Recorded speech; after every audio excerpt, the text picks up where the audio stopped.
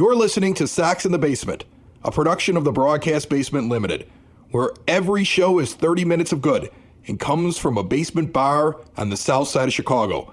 Pull up a stool, pour a cold one, and join us right now for Sox in the Basement. Heard everywhere podcasts can be found, and always at soxinthebasement.com. So a lot happened in the last couple of days, and one of the big things that happened was Chris Getz talked on a podcast. And I want to say it was Dave Kaplan, who's been on this show before, Ryan McGuffrey, who has not. But what I noticed from it, and I don't want to do a review of another podcast, and I didn't even get through the whole thing because I don't listen to... There's a reason we're a 30-minute podcast, because I can't sit around for an hour and listen to something. But I did skip around. I did read the Cliff Notes. I did learn as much as I possibly could. I probably will go back and finish it at some point. But what I learned was that our impression of Chris Getz has been dead on. Right. I mean, my belief that Chris Getz is trying to change everything behind the scenes, the fact that he was handed just basically a crap sandwich, that there was no infrastructure, and he had no problem pointing out that the guys that were in charge before him were bad at their job and spinning their wheels and not doing things right.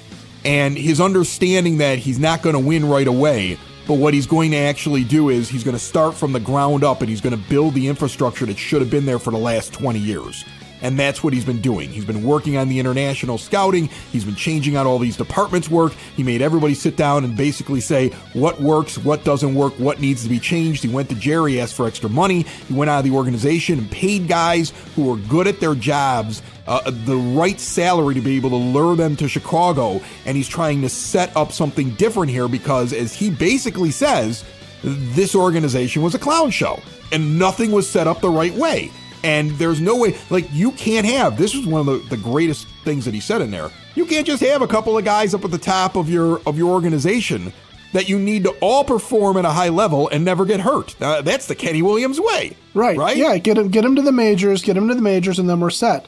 You know, we got Yoan Moncada, we're set at third base or second base for the rest of our lives. He basically points out everything we've complained about as fans. And then he goes, this is what I'm trying to change. Like, I have to change this. Now, the other thing that he points out that I think is really interesting is that he says, you know, in the Red Sox deal, he's like, well, we weren't necessarily looking for people that would be ready, for players that would be ready early. We just happened to get that. I don't know if that's gamesmanship or not, because if you look at all of his trades, he really is getting guys that are far closer to the majors than guys that are the highest possible ceiling. He says he's going for the highest possible ceiling. He just happened to end up with these guys. I don't know if that's gamesmanship or not, because if you look at his actual trades, he really does lean towards trying to get this accelerated as much as possible. I mean, Drew Thorpe was the big get in his trade for Cease, and he's already up at the major league level. And so, you know, Kyle Teal, we're probably going to see him this year. Chase Meidroth, who I've been calling Meidroth until you and I have both been calling this guy Meidroth. That's how it's spelled. Yes, that's how it's spelled. Chase Meidroth, the minor leaguer, is not even on the 40-man roster. He gushed about him, and so our assumption that this guy is kind of earmarked to be the second baseman may be 100% on after listening to what he had to say. So I come out of it saying, Sox in the Basement, Chris and Ed, you out there listening, we've all kind of been in tune because we've been paying attention to what Getz is doing. And actually, we have a pretty good understanding of what he's doing. When I sit there and say, I hope it's like this, at least right now, it sounds like that's what it's like. Now, the sad news is, it doesn't mean you're winning in 26. No. It does mean you're winning in 25. No. You might be waiting until 27 to actually be competing. I would hope it's 26. I think you're going to have a fun team in 26. I think that, but I don't know if he goes out and spends money till 27 to when he sits there and says, okay, now we're going for it. I think you're going to have like a bad year again this year, and then I think you're going to have like the kids can play year in 26. That's what I think is going to end up happening. Well, and I think you're going to have some of that towards the end of this year too, right? Because like you mentioned, Kyle Teal, Chase Meidroth, these are guys that may not break camp with the team, but they're definitely guys that you would expect to see at some point. Edgar Caro being the same thing. And, you know, and Getz in that interview talks about how it's really important to get the catcher position right. And he wanted an embarrassment of riches at the top between Corey Lee and Edgar Caro and Kyle Teal, because you got to get that position done and done correctly. And you're going to see some of the younger guys that are down there coming up and making, we might see Hagen Smith and Noah Schultz. We might see. Oh, I hope so. You might see some of the minor leaguers that we've discussed that aren't going to start the season because they're going to be Austin Slaters and, Martin Perez's, who's brand new on the team. There are going to be guys like that are going to be holding down positions that may, as you get to the deadline, become guys that are flipped then for other players. And I do think that when he's sitting there saying we're not necessarily trying to get guys that are close to the majors, there probably is some gamemanship there too, because at some point he's going to be looking for talent, right? And he's going to be looking for guys that maybe are a little bit further away. But I do honestly think that he understands. I do think he understands that this team is hard to watch, and you got to put something out there for the fans. So it's got to be a balance. So it may very well be that if you see a Luis Robert Jr. moved, it may not be for guys that are close to the majors. It might be for guys that are a couple of years away, but have a much higher ceiling. Right. And I thought it was interesting too, that one of the things he talked about, for example, with Braden Montgomery, was the idea that Montgomery was a guy that they thought about drafting, and now he's got him. That's the thing. It's a lot of things that you assumed or that you thought probably were going on that were just kind of confirmed. And so, I mean, I feel like we're almost like Getz whisperers here. I feel like so. If you sit back and you read between the lines, he's kind of telegraphing, and he has been telegraphing with his comments and the moves that he's making, exactly what he's doing. So let's take a look at some of those moves, because there were moves this week. Yeah, Martin Perez is here. Martin Perez is a very interesting player. Sometimes he's on a team that's trying to compete, and sometimes he's on a team that's like what the White Sox are, that are building. The Pirates used him in a very similar way, signing him recently in the last couple of years to do the exact same thing that he's going to do for the White Sox and be a $5 million signing, essentially, to come in and be another veteran that is likely going to be in the rotation. I'm not a huge fan of him because I hate his whip. Too many guys that get on base, going to get himself into trouble, going to give up runs. But and he used to be a big innings eater, but last couple of years, I don't know, around 150 innings is what he's not going to be one of these 200 innings guys, but he's going to be a vet in your rotation that if he has, and he's had in the last couple of years, he's had a couple of years or half seasons where all of a sudden he's extremely effective. And you have to think with the guys that are still out there, there were other names that were out there. There were lots of pitchers that were out there that probably would have taken $5 million to come play for the White Sox. To go get him, you have to think that Brian Bannister has identified, okay, this is what he's good at, this is what he's bad at. Let's bring him in and tell him to do only the good things. Yeah, he's also a guy that spent time in Texas with Will Venable and had his best year down there. And 2022, he had a 2.89 earned run average with a 1.258 whip, and his FIP was 3.26, and he was an all-star. Like, he's funny when you look at him, because he's been pitching at the major league level since he was 21 years old. This is going to be his year 34 season. And if you look at the body of work, I mean, his career ERA is 4.44. His FIP is 4.45. Like, over all these years, his fielding independent pitching basically matches his earned run average. He is what he is. Exactly. There's no mystery to him, right? No. His walks and hits per innings pitched are 1.446 over his entire career. He puts too many guys on base. And yet somehow he's effective enough that he has been essentially a starter now for, what is it now? He's going into his 13th year in Major League Baseball. So he finds a way to be effective enough that teams are like, well, we need 5 guys out there in the rotation, and he's at least good enough to be one of those 5 guys. And that's what he's going to be this year for the White Sox. Yeah, a 14.6 B-WAR over a 13-year career, 90 wins, 87 losses. That tells you that he's a guy that sticks around and he shows up and he does his job, and you kind of know what you're going to get every single game. And so there's something to be said about having a little bit of reliability, especially on a team that's going to be a team that has its up and downs. I mean, we can be as excited as we want about Sean Burke, for example, going into what will be his first major league season as a full-time starter, but we don't know what Sean Burke's going to give us. We don't really know what Drew Thorpe's going to give us at this point either, right? We don't know what you're going to get out of any of the young pitchers, Jonathan Cannon, Davis Martin even, who's a guy that's been around a little bit. There's something to be said about giving Will Venable a guy that he knows he'll go out there every 5 days. He'll give you a bleh start, but at least it's a bleh start you can count on. And then also because it's a really, it's a friendly contract. He's making $3.5 million this year. It was a $1.5 million buyout, $10 million mutual option for next year. He becomes trade fodder. That's why I'm saying $5 million, because it's 3.5 plus the buyout. Because I doubt they're giving him $10 million the next year. No, but some team might. That clause is there if he has a great first half and he gets traded to benefit him. That's what that clause is there for. It's like, you come here, we're not going to pay you much, but you didn't really earn a lot last year with your performance. You come in and have one of your good years that kind of sit in the middle of all the years that are kind of so-so. You have one of those years, or at least those halves. You'll get traded, and sometimes those things get kicked in, that extra year that gets kicked in the trade. So I don't know how it's written. So it's interesting that that's thrown in there. It's kind of like, look, you come here, we're not going to pay you very much. And we're probably not giving you the $10 million in year 2. But we might trade you at the deadline if you have a good first half, and you might be on a contender, and then you're going to benefit financially as well because we did that. And that's a pretty good deal for Martin Perez. And you can get a good deal at Window and Door Superstore of Oak Forest on exterior windows, doors, patio doors, and storm doors.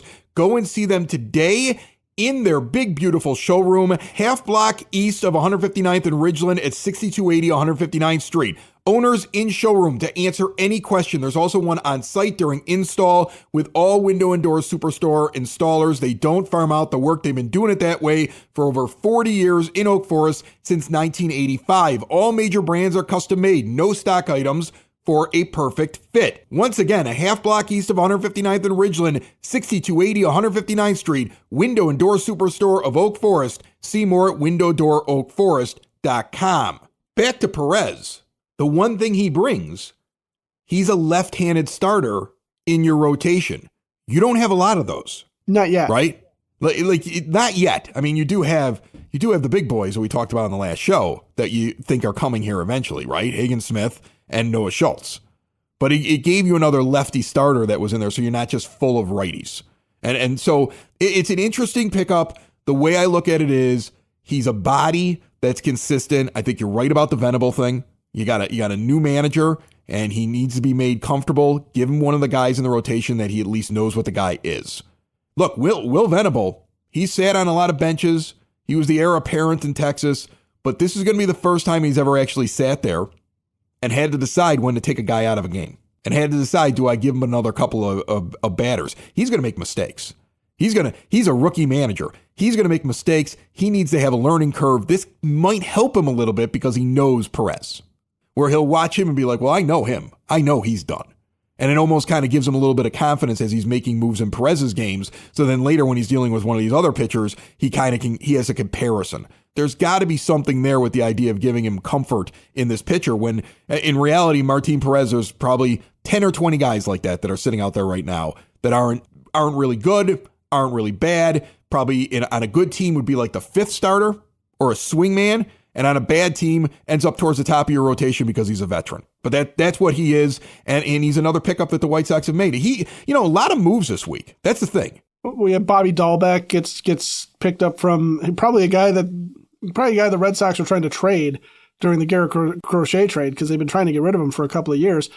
But it's another one of Chris Getz in the Dalbec situation. It's another high draft pick, high-end prospect from another organization that fizzled out, that is going to get one last shot at proving something. With an NRI contract, with a non-roster invitee.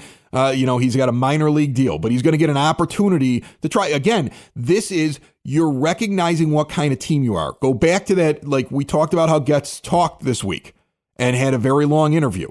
And one of the other things that I picked up listening to him, he understands who his owner is. Mm-hmm. I keep saying that over and over again. You need a heartless general manager who understands who his owner is, understands how to talk to him, and understands what kind of money he's dealing with, so he operates within those parameters. How many times have I said that? So he seems to get that his owner's cheap. He seems to get that he's not going to get to be the Dodgers. He's not even going to get to be the Cubs. He's not going to get to operate as a major market team. So he has to operate like the Rays. He has to operate like how they are trying to build out in Pittsburgh. He has to operate like some of these small market teams. He has to operate like the Guardians and a lot of the teams that are inside of his own division. So the Dalbec thing makes perfect sense because that's what those teams do. And then the heartlessness is Braden Shoemake, who a year ago he acquired, and he's gone now. He's been lost off waivers to the Royals. You're out. Jacob Amaya, who was with the team for what, 6 months, maybe less? He's another guy he traded for to try and give an opportunity to off the 40-man roster because of Josh Rojas. Corey Julks has cleared waivers. He's been outrighted to the minor leagues. So what he's doing is these are three names: Amaya, Shoemake, and Julks. Three guys that may not have gotten enough of an opportunity, or there might have been something there, or that, and you made a minor deal to bring these guys in. All of these guys were acquired through a minor deal, right? They were all trades. They were all trades. They were all guys that Chris Getz identified, went out, made a trade to get, and now, less than a year later, for all of them, moved on. He's done. He's seen enough. Okay, they've proven that what was going on with them at their former organizations wasn't a fluke. They may not be good enough, so he's done. But he's giving them an opportunity because he's got a team where he can do that, and that's how you catch lightning in a bottle, right? If Bobby Dalbec comes back and turns into the guy that hit, 30 home runs in his first, it was like 56 home runs in his first 133 games as a major leaguer, something like that. I mean, something ridiculous where he was just flexing the muscle. If he comes in here into the bandbox and just starts launching baseballs, even on the short side platoon at DH or something like that, you can't tell me that there's not going to be some value to that, both in immediately giving us something to cheer about and the reason for the fireworks to get set off at home, but also, again, looking at somebody else might look at Bobby Dalbec then and sit there and go, all right, you know what? In a limited situation, I see what the White Sox did to put this guy into a situation to succeed.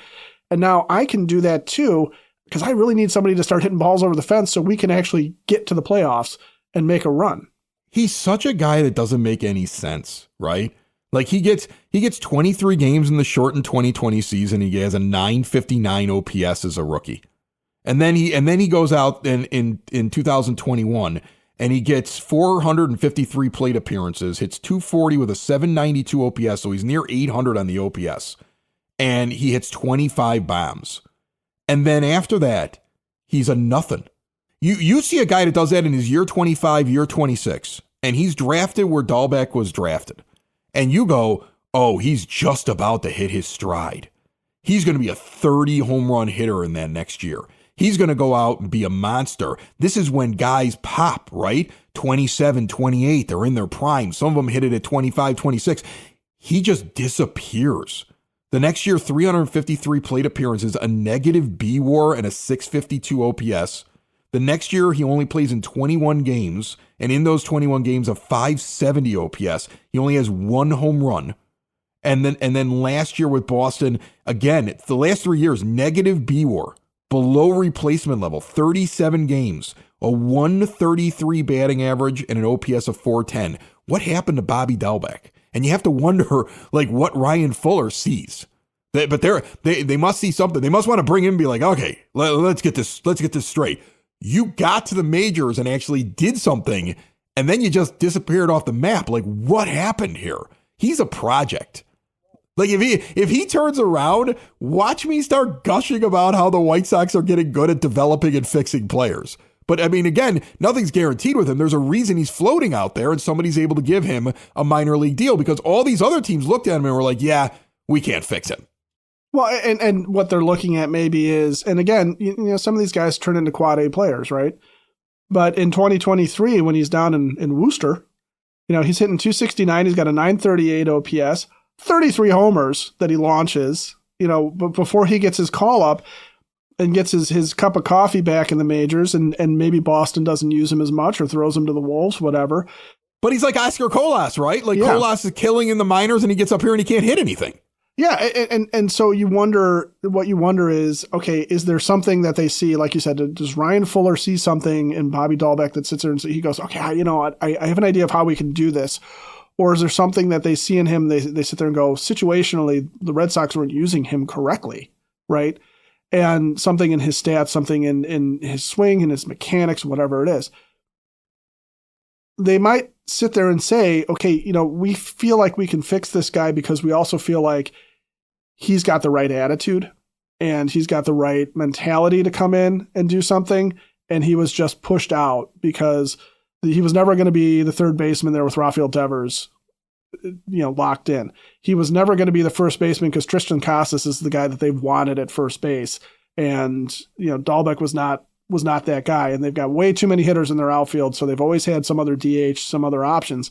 Maybe that's what they see. We don't know. The good news is as fans, like I said, if Bobby comes in and turns back into that guy, if he comes in and is the guy that he shows in the minors and he's in a much better position or used much better here and turns into a guy that turns around and belts 33 home runs for the Chicago White Sox this year, we're going to love the guy. And if he turns into a guy that belts 15 in the first half and somebody says, I think the Sox fixed him, I'm going to take him, well, then we maybe love the guy that he got in return for him. Who knows? But it's a worthwhile gamble. You never know what it's going to happen to him, and most likely he fizzles out and doesn't even make the team. But it's an interesting pickup. Like, what I'm more interested in this week, what excited me more this week than Martin Perez and Bobby Dalbec was getting rid of the guys that didn't work out. Right. Let's get back to this for just a moment because I want to make sure I make this very clear. This is a different White Sox front office. Okay, Rick Hahn and Kenny Williams could never admit a mistake, no matter who the player was. Right. Rick Hahn and Kenny Williams don't trade for somebody and then get rid of them less than a calendar year after they've acquired them. And you just saw three guys in Amaya and Shoemake and Julks, and they were just jettisoned. One's DFA'd. What happens to him, we'll see with Amaya. Shoemake lost off waivers to the Royals. Julks clears because nobody wants him, and he's outrighted to the minors. They just moved guys right off their 40-man roster who they gave up somebody else for. It's the idea of, I'm going to trade somebody away. And when I traded this guy away, he's gone. I'm not chasing bad money. I didn't think he worked out anymore for my team. I'm going to acquire somebody that I think might work out for my team. And then when that guy gets here, and my evaluators and my guys that are trying to build that player up and my own eyes, if I see that he isn't going to make it, I'm moving on. I'm not going to stubbornly sit there and say, I'm a genius, right? Like Kenny has admitted it. He's told us all. I could walk into a room and look at a guy and say, he's going to be great, which is amazing because if he was able to do that, think of all the championships we would have won while he was in charge of things. But that didn't happen, right? But that's what he believed. So the arrogance of the front office before Getz's front office, that prevented them from doing what I just watched happen this week, where three guys who were acquired in a deal where you had to give something up to acquire them are off the team. That to me was the biggest news of the week. All right. Even bigger than Andrew Vaughn getting $5.85 million to be a replacement level player. And the White Sox have nobody that they have to go to arbitration with. So they've already settled that. And I see the Perez signing. It goes back to what I said. You know what? They're going to keep adding pieces. They're going to keep bringing in veterans. They're going to keep building a team because they don't want to be that bad this year. They don't want to be chasing any more records. They want to have some consistency and they want to have competition because these guys have to get past the replacement level player to become the future on this team. Nobody's getting handed anything.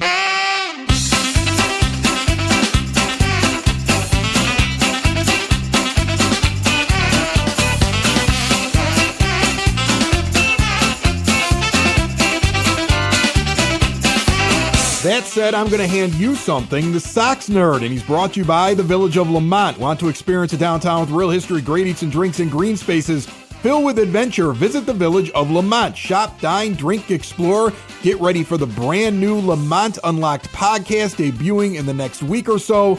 Everything they have going on and that podcast will be found at lamontdowntown.com. Nerd, what do you got for me? Chris, let's take a look at left-handed pitcher Martin Perez, who is reportedly signing a one-year deal with the White Sox.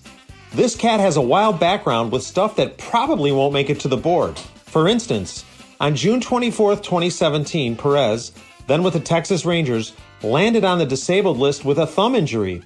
Perez suffered the owie when he accidentally jammed the digit in a hotel door. Following that season, Perez suffered a broken right elbow when he fell after a bull startled him while he was working on his ranch in Venezuela. After making a late spring debut in mid-March of 2018, Perez said he got revenge on the bull by having it slaughtered and then eating it. It was good meat, he explained. Perez is also a singer. He belted out the Venezuelan national anthem prior to the country's World Baseball Classic exhibition against Houston in West Palm Beach, Florida on March 8, 2023. His version of Gloria al Bravo Pueblo was pretty good. I have the link on my WordPress blog, which you can access at soxinthebasement.com. The most recent singing Sox player I can recall was pitcher Miguel Gonzalez, who crooned with a mariachi band in rehearsals on Cinco de Mayo 2018. He was good too. The best singing Sox performance was turned in by Lamar Johnson, who delivered the national anthem before hitting 2 solo home runs in a 2-1 win over Oakland on Father's Day 1977 at Comiskey Park. How about a baseball-related nugget on Perez? The 33-year-old has more experience than the Sox projected rotation right now, making him a logical candidate to start the opener. Should that happen, Perez will become the first Venezuelan to start a Sox curtain raiser on the mound. The only Venezuelan with an opening day decision for the Sox is reliever Tony Castillo at Toronto in 1997. Before I get to my zinger, I remind you can find more Sox nerd gems like these on Twitter. My zinger? The Sox also recently signed Bobby Dalbec, who once hit a unique home run. On June 20th, 23, Dalbec hit a home run that collided with a train on the tracks behind left field at AAA Worcester's Polar Field. That came 1 month and 1 day after he launched a 515-foot home run, which is the longest in the history of that park. That's it, Chris. More than you probably wanted to know about jam digits, Venezuelan ranchers, and harmonious hurlers.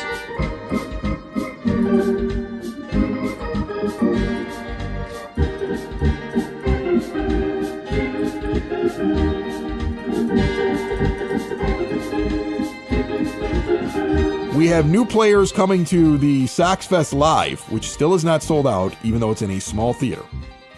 It's just not working out for them. Harold Baines is going to be there.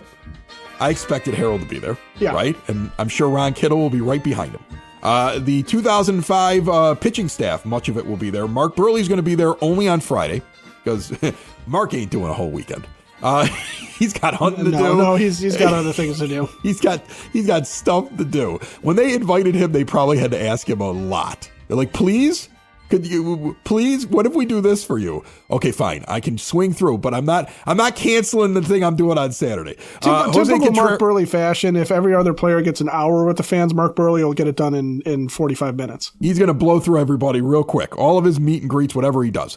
Jose Contreras and Freddie Garcia are going to be there as well. So I would imagine there'll be a panel with the 2005 pitching staff. And then they've added 3 current players, and I love this list. Mike Tauchman's going. Makes sense. You acquired him, right? Yeah. Okay. Gus Varland's going to be there. The immortal Gus Varland. Yeah, the guy who they did the social media thing on. Remember, we joked about this. We're like, you have to. Why isn't he not on the list? You did a great social media thing where it was asked, who is this guy? I don't even think he's real or whatever it was. And then you did a whole thing making fun of the fan tweet and introducing you to Gus Varland, who I don't even know is going to make the team.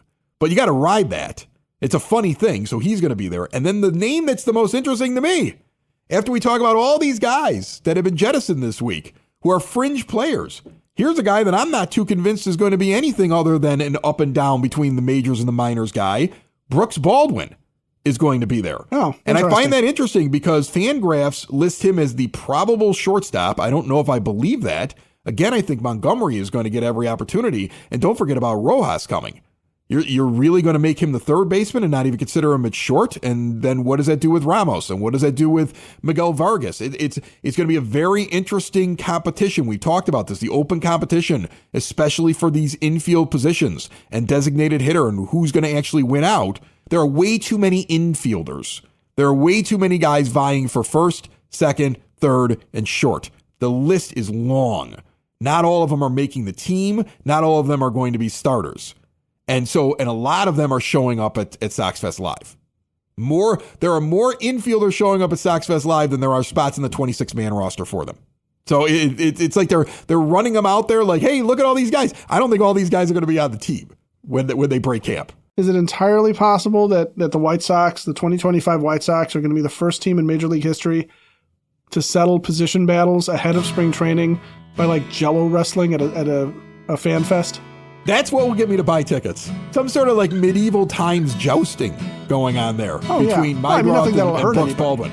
Right? Yeah. Vargas and Ramos go up against each other. Like, yeah, like give me something like that. Like an American Gladiator competition to try to make it onto the team. Give me something like that, and maybe I'll buy tickets to your fest. Sox in the basement. Sox in the basement.